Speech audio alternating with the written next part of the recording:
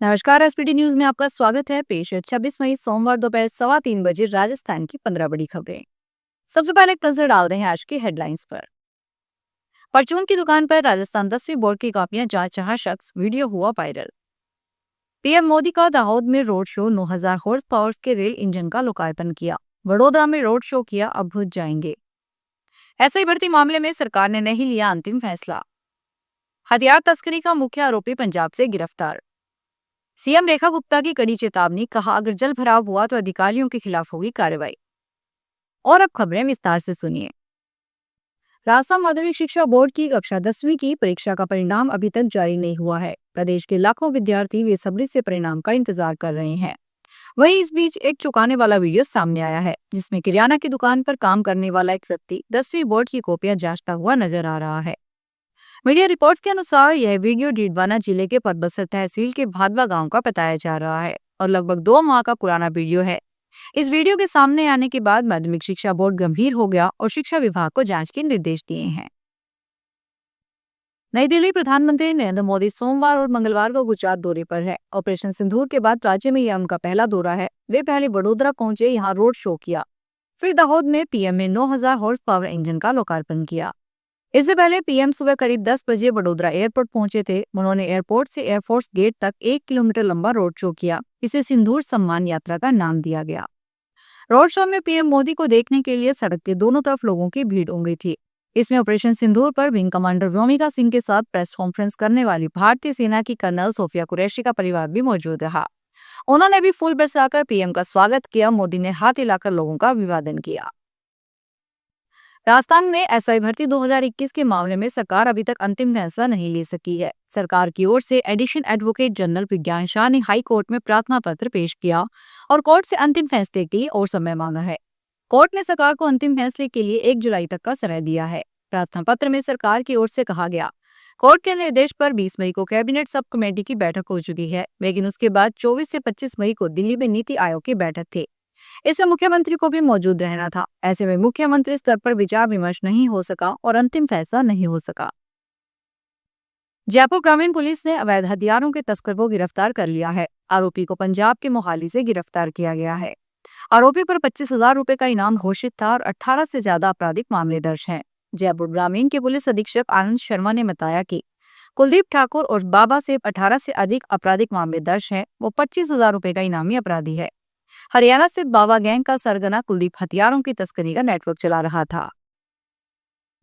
दिल्ली के मुख्यमंत्री रेखा गुप्ता ने सोमवार को चेतावनी दी है कि अगर किसी भी इलाके में जलभराव की सूचना मिली तो संबंधित क्षेत्र के अधिकारियों के खिलाफ कार्रवाई की जाएगी। उन्होंने यह भी कहा कि राष्ट्रीय राजधानी में कोई भी झुग्गी बस्ती तक नहीं जोड़ी जाएगी, जब तक कि वहां रहने वालों को पक्का घर न दे दिया जाए। सोमनाथ मंदिर में दर्शन के लिए देश भर से श्रद्धालु भारी संख्या में यात्रा करते हैं। भारतीय रेलवे ने उनकी सुविधा के लिए अहमदाबाद से गिर सोमनाथ के बीच वंदे भारत एक्सप्रेस शुरू की है। प्रधानमंत्री नरेंद्र मोदी ने इस ट्रेन का उद्घाटन किया। इस ट्रेन से यात्रियों का समय बचेगा और उन्हें आरामदायक आधुनिक सुविधाएं उपलब्ध होगी। राजस्थान के बीकानेर जिले के छतरगढ़ इलाके से एक बार फिर चिंता बढ़ाने वाली खबर सामने आई है। यहाँ इंदिरा गांधी नहर परियोजना के मुख्य नहर से RD 507 हेड के पास बड़ा कटाव आ गया। इससे पूरी नहर टूटने का खतरा पैदा हो गया। गनीमत यह रही कि अब तक कोई बड़ा नुकसान नहीं हुआ है, लेकिन स्थानीय लोगों में डर का माहौल जरूर बन गया है। घटना की जानकारी मिलते ही IGNP विभाग के सहायक अभियंता श्रवण कुमार अपनी टीम के साथ मौके पर पहुंच गए। AN श्रवण कुमार ने बताया कि कटाव को कंट्रोल करने का काम शुरू करवा दिया गया है। राजस्थान के पूर्व मुख्यमंत्री और वरिष्ठ कांग्रेस नेता अशोक गहलोत ने एक बार फिर केंद्र सरकार और प्रवर्तन निदेशालय पर हमला बोला है। उन्होंने आरोप लगाया कि बीजेपी राजनीतिक द्वेष के तहत कांग्रेस के शीर्ष नेताओं राहुल गांधी और सोनिया गांधी को निशाना बना रही है। अशोक गहलोत ने मीडिया से कहा कि राहुल गांधी और सोनिया गांधी पर जानबूझकर ईडी का केस दर्ज किया गया, जिसका कोई मतलब नहीं है। जिस नेशनल हेराल्ड अखबार को कांग्रेस ने 90 साल पहले शुरू किया था, उसे फिर से शुरू करने की कोशिश की जा रही है, लेकिन बीजेपी इससे परेशान है। झुंझुनू में नए पुलिस अधीक्षक की नियुक्ति को लेकर चल रहा असमंजस जहां एक ओर प्रशासनिक गलियारों में सस्पेंस बनाए हुए है, वहीं दूसरी ओर एक दलित युवक की मौत के बाद विरोध प्रदर्शन अब जातीय राजनीति का रूप ले रहा है। राज्य सरकार द्वारा नियुक्त किए गए नए SP लोकेश सोमवाल ने अब तक कार्यभार ग्रहण नहीं किया, जिस पर पूर्व मंत्री राजेश गुड़ा ने उनकी जाति के आधार पर नियुक्ति रोके जाने का गंभीर आरोप लगाया है। इसी बीच धनोरी इलाके में एक दलित युवक की मौत के बाद परिजनों ने शव लेने से इनकार कर दिया और मुआवजे व सरकारी नौकरी देने की मांग को लेकर धरना दे रहे हैं। वन क्षेत्र में पेड़ों का अवैध कटाव कर व वन उत्पादों के अवैध परिवहन को लेकर राज्य सरकार ने संबंधित अपराधों को लेकर नए आदेश के तहत जुर्माना राशि में परिवर्तन करते हुए निर्धारित जुर्माना तय कर दिया है। पूर्व में वन अधिकारियों के विवेकाधिकार के अनुसार जुर्माना लगाया जाता था, इसे अब खत्म कर दिया गया है। वन अधिकारियों को उनके क्षेत्रीय अधिकार क्षेत्र के भीतर वन उत्पादों के अवैध परिवहन से संबंधित अपराधों को समुन्देशन करने और जब्त वाहनों, उपकरणों, मशीनरी को छोड़ने के लिए निर्धारित जुर्माना वसूली का अधिकार दिया गया है। रोहिणी नक्षत्र यानी नौतपा की अजमेर में शुरुआत रविवार से हो गई है। आज नौतपा का दूसरा दिन है। तापमान में उतार चढ़ाव जारी है। चिलचिलाती गर्मी ने लोगों के पसीने छुड़ा रखे हैं। अति आवश्यक काम करने पर ही लोग घरों से बाहर निकल रहे हैं। इसके साथ ही ठंडे पदार्थों का सेवन भी किया जा रहा है।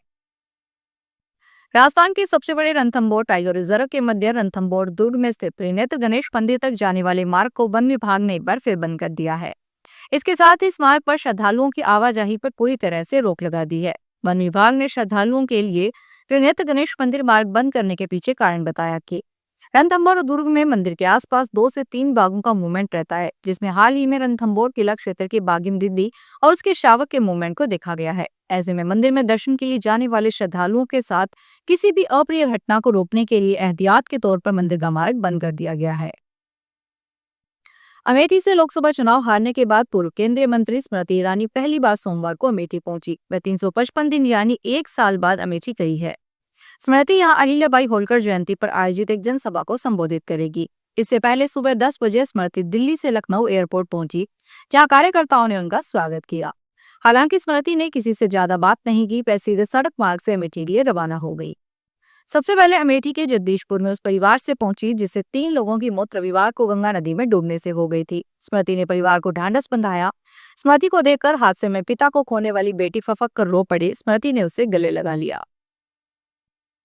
केंद्रीय माध्यमिक शिक्षा बोर्ड की ओर से घोषित 10वीं व 12वीं के एग्जाम के रिजल्ट से असंतुष्ट स्टूडेंट्स अपनी जांची गई आंसर की बुक की फोटोकॉपी ले सकते हैं।